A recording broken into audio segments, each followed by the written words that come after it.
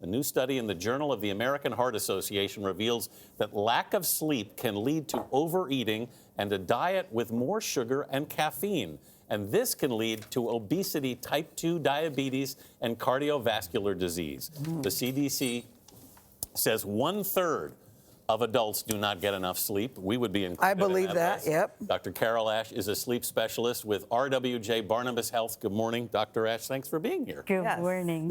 We talk about this story. As much as we talk about this story, we can't talk about it enough. Exactly. Because it's a big problem for us. But explain the connection between lack of sleep and how that affects your diet.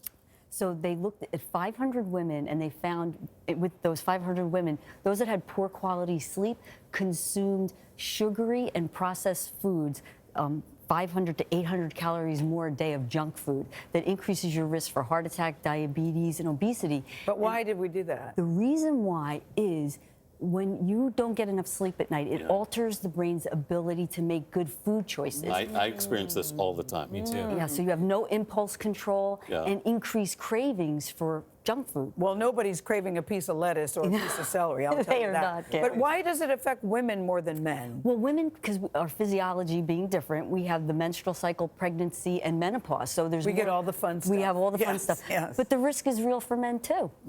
And the other thing that we've discovered is when you don't sleep well at night, it elevates hormones that increase your appetite.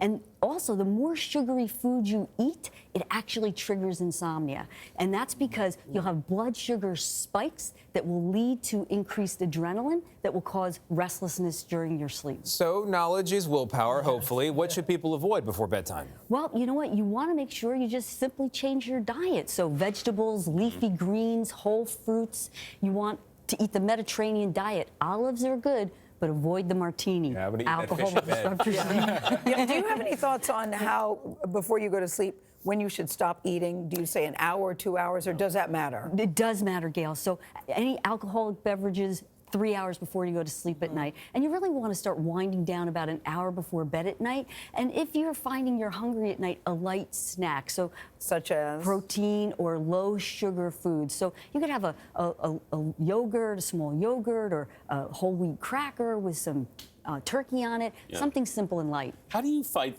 when you haven't had enough sleep, and we're in this situation a lot, and you get that urge because you haven't had enough sleep? How do you battle that without the willpower? The only real solution is sleep. So, if you're in a position where you could take even a 20-minute nap, it will make all the difference. And that 20 minutes, no more than 40 minutes, because if you go in longer than 40 minutes, you go into deep stages of sleep and you can wake up groggy and confused.